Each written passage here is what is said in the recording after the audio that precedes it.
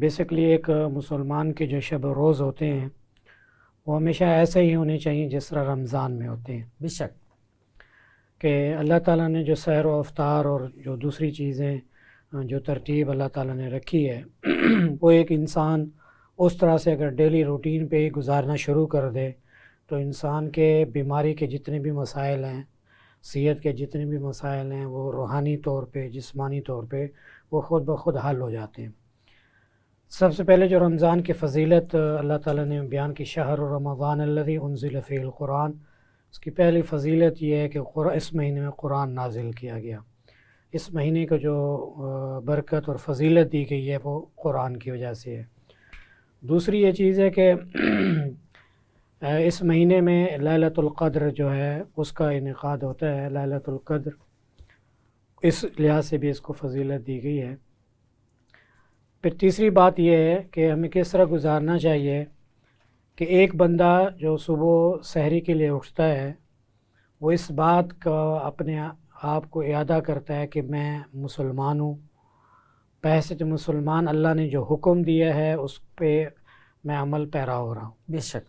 تو نبی اکرم صلی اللہ علیہ وسلم نے فرمایا من صام رمضان ایمانا واحتسابا غفر له من ذنبه، کہ جو بندہ ایمان اور احتساب کے ساتھ رمضان کے روزے رکھے اس کے گناہ سارے گناہ معاف ہو جاتے ہیں. یہ بہت بڑا اعزاز ہے کہ ایمان اور احتساب کیا ہے. ایمان یہ ہے کہ ہم اللہ پر ایمان رکھتے ہیں اور نبی اکرم صلی اللہ علیہ وسلم کو آخری نبی مانتے ہیں، اور احتساب یہ ہے کہ ہم روزے کو روزے کی طرح ہی ڈیل کرنا چاہیے.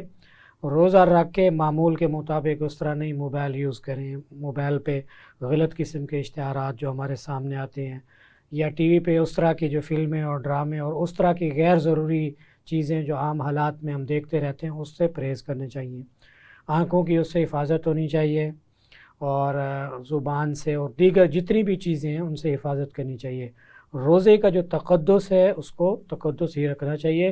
پھر ایک دفعہ نبی اکرم صلی اللہ علیہ وسلم ممبر پر تشریف فرماتے، پہلی سیڑھی پہ قدم رکھا تو کہا آمین، دوسری سیڑھی پہ قدم رکھا کہا آمین، تیسری سیڑھی پہ قدم رکھا آمین. تو تینوں سیڑھیوں پہ جب آمین کہا تو وہاں حضرت جبرائیل علیہ السلام نے دعا پڑھی. ان میں سے ایک دعا یہ تھی کہ ایسا شخص جو رمضان کا پورا مہینہ گزارے اور اپنی مغفرت نہ کر سکے، مغفرت نہ کروا سکے، وہ بدبخت شخص ہے. یعنی ایک ایسا شخص جس کی زندگی میں رمضان آئے اور رمضان گزر جائے اور وہ اپنی بخشش نہ کروا سکے. گویا یہ ایک بخشش کا مہینہ ہے. اس میں اپنی جو عبادات ہیں، اپنی روزمرہ کے معمولات ہیں، اللہ تعالیٰ سے جو ہے نا دعا کرنی چاہیے، مغفرت کی دعا کرنی چاہیے، اپنے پچھلے گناہوں کی معافی مانگنی چاہیے. اور وہ جو شب و روز ہیں، وہ نماز ہے، وہ روزہ ہے، وہ تراویح ہے، یا سحر و افطار کی جتنی چیزیں ہیں اس کا جو معمول ہے انسان کو شیڈول کرنے چاہیے. اگر ایک کمپنی کا سی ای او ہے تو اپنے ملازمین کو چاہیے کہ اس کی ٹائمنگ ایسی رکھے کہ یہ روزہ بھی آسانی سے رکھ سکیں، کام بھی آسانی سے کر سکیں، وقت کو کم کر دینا چاہیے تاکہ رمضان میں اس کے لیے سہولیات ہوں. اسی طرح گھروں میں جو خواتین ہیں ان کے ٹائم کا بھی خیال کرنا چاہیے کہ اگر کوئی خاتون آفس میں کام کرتی ہے، نائٹ شفٹ میں کام کرتی ہے، ڈے ٹائم میں، تو اس کو اس لحاظ سے آسانی دی جائے کہ وہ گھر میں سحری کا اور افطاری کا اہتمام بھی کر سکے، یا اس کو اس انداز میں شیڈول کیا جائے کہ وہ اپنی آسانی سے ڈیلی کا ورک بھی کر سکے اور گھریلو ضروریات کو بھی پوری کر سکے. رمضان میں یہ ہمیشہ عادت ہونی چاہیے کہ زیادہ سے زیادہ جو ہے ہم عبادات کر سکیں. بالکل صحیح. قرآن کی تلاوت ہے جو ہے زیادہ سے زیادہ کرنا چاہیے، ترجمے سے ہو اور زیادہ بہتر ہو، اس کو تفسیر کو سمجھنے کے ساتھ. اور پھر جو روزمرہ کے اذکار ہیں اس کا بھی روٹین سے وہ کرنا چاہیے. کسی کو اگر مسائل نہیں آتے روزمرہ کے، نماز کس طرح پڑھی جاتی ہے، صحیح نماز کا طریقہ سیکھا جائے، قرآن صحیح تلفظ کے ساتھ سیکھا جائے.